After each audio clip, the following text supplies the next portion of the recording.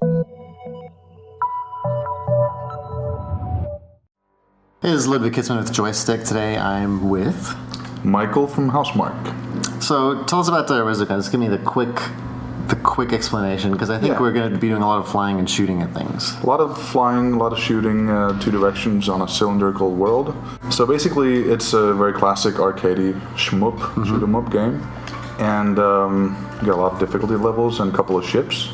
And basically, it's just one of those things you used to play as a kid, just on a next generation console. And I'm sure it has that classic Housemarque style to it. So I'm expecting lots of particles, lots of lighting effects, and I believe you're using voxels in this game. There's a lot of voxels, that being a key word. I think it's really a next-gen thing. No. So for someone who doesn't know what a voxel is compared to a polygon, which is what most games are constructed out of. Yeah, voxels are 3D pixels, or sort of like that. They're not exactly same as polygons, but the way we see them in this game are just cubes.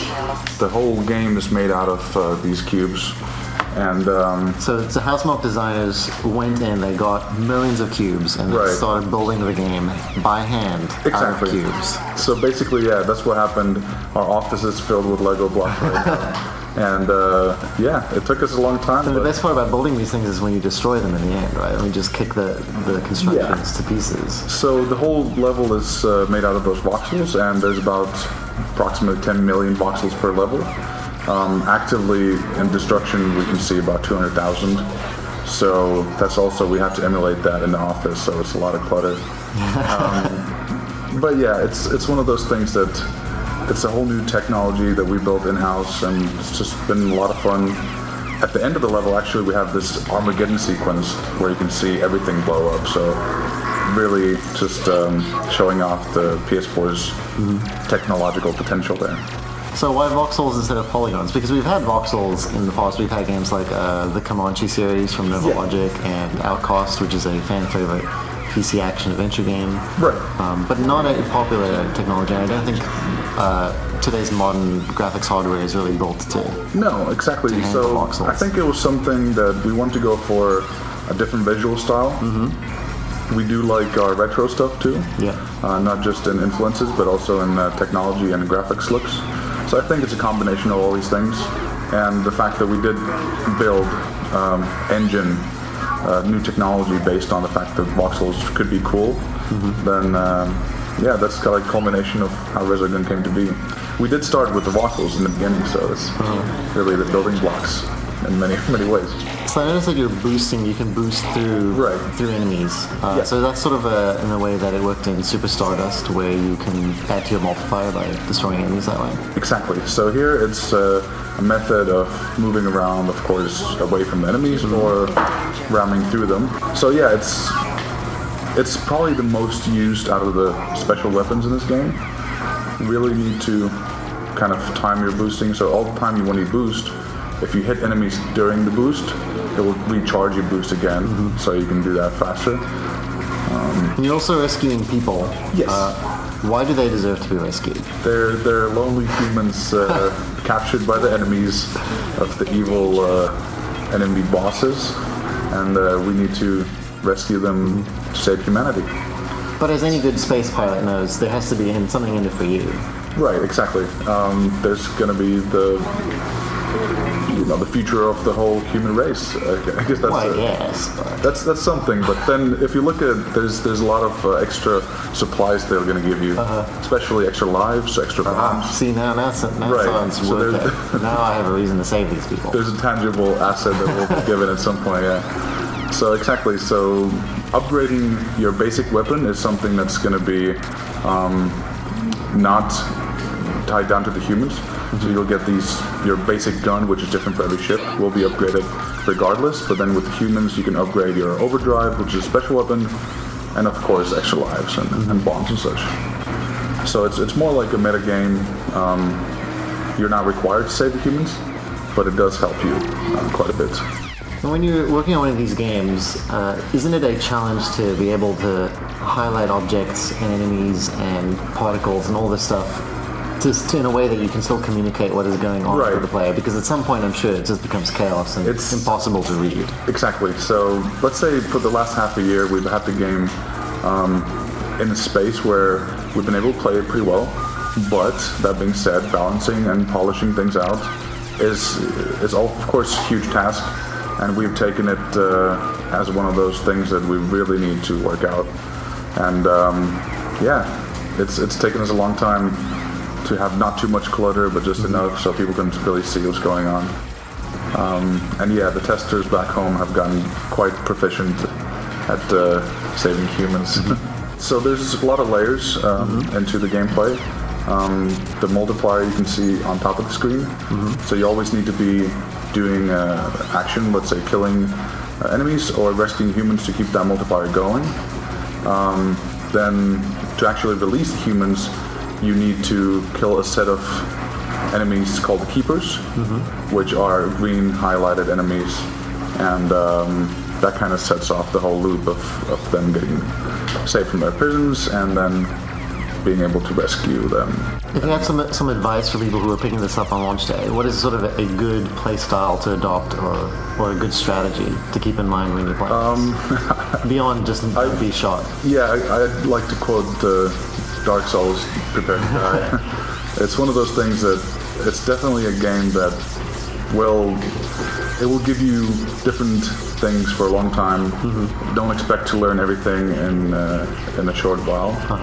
And it's supposed to be approachable to all audiences, but then again, it's understandable to say that it can be quite difficult also. So and be prepared to delete people from your friends list if they have a higher score and you just can't beat them. Yes, exactly. That's totally fair. Right? It's one of those things that this is going to bring out some healthy competition, maybe not that healthy at some point. So really looking forward to seeing the leaderboards. And there's online co-op, so you can play with friends. Of course, you have to choose your friends really carefully. Exactly. They have to understand why we're saving people, which isn't that we're trying to save humanity. To save humanity, we're saving lives. Exactly. But for us, we need extra lives. We need those extra weapons to get a higher score. And here we can actually see the final destruction of the playfield, which we really just wanted to do because we can now. That's going to be very difficult to clean, I think. Yeah, it's good that we have a next world to go to after this, so we won't have to come back here. Like anyone who has ever arranged a birthday party or like some kind of event and they had to clean up afterwards if there was confetti or anything sparkling or glitter, they'll probably hate this game. They'll have a nightmare confetti. basically. It's gonna be like arachnophobia type of thing for confetti people. So yeah, so there's a lot of different worlds, different enemies in there, and the action does ramp up quite a bit. And every level has their own final boss. So it's just a set of variety here. You can see the human being led out of his cage, and I'm probably going to get killed. See, now I missed that cluster of keepers and the human got killed. I don't think there's been a single death yet, unless I missed it. Unless it was so quick that I missed it. I don't think I have died yet. But see, that's the thing, I've killed some humans though. I haven't gotten all the humans, and therefore I have not succeeded fully. And this is already starting to feel like it's a lot of stuff going on. And this is just the second level here, so. Alright. But yeah, I mean, if you look at all the weapons here, that was the kind of bomb that you can use to clear out the whole screen. The problem with that is that when you do clear out the whole screen, you don't really have anything to shoot at for a while. So that might make you lose your multiplier. And if you're a high score hunter, like many of the Resogun players will probably be like, that's going to be an issue. Yeah. So yeah, the bomb is really cool if you want to get out of a tight situation, but then again, a lot of the hardcore guys probably won't use it too much. And then let me demonstrate overdrive for you here after I get a charge. So basically the bottom green, like a half a circle under your ship, that's for the overdrive, and you can collect these green little cubes here to charge it.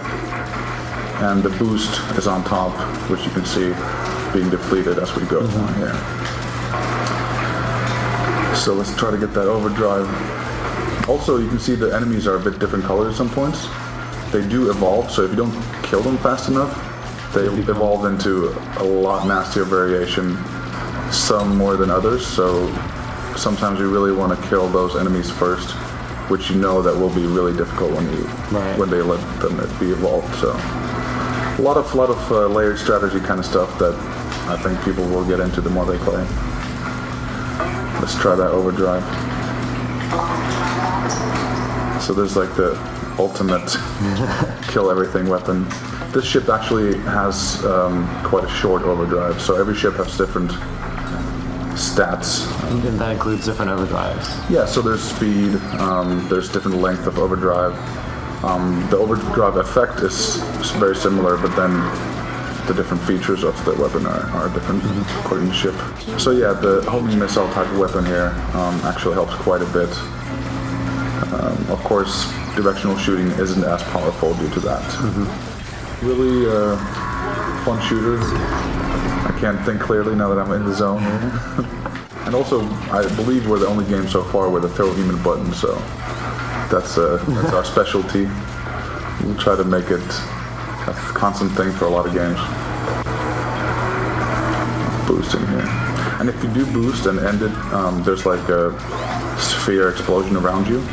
So a good strategy is to kind of kill a lot of people at the end, so you get your boost recharged for another go. Yeah, but it's definitely one of those games that you can kind of get lost in. Oh yeah, sure. It's not the most optimal party game in that sense, because somebody's going to be glued into the TV, and it's going to have that spectator effect to some degree also. And we do have the difficulty levels are pretty much balanced in a way that it does change the gameplay. So, for example, we have a thing called Revenge Bullets on the hardest level, Master. Yeah. So every enemy you kill is going to leave out behind a bullet. And I'm assuming the scoring is also quite adjusted to make it worth your while going on to another difficulty level. So it's a really integral part of, I think, all Housemarque games, that not just going for the leaderboards, but going for the best of the best leaderboards. So a lot of different game modes, a lot of different types of leaderboards available. And of course, an awesome kick-ass soundtrack by Ari Polkinen, the Housemarque guy to go to. Hopefully we can get like a soundtrack out also. Yeah, that would be like a best of Housemarque. Yeah, exactly. But yeah, I mean, I think it's gonna, of course, be for really the hardcore guys, but some casual people.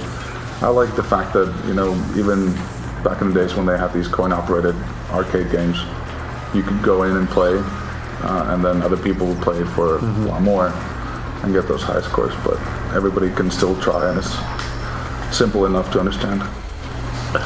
But yeah, some of the bosses are quite difficult, and this is just the second level boss, so you can imagine how that develops.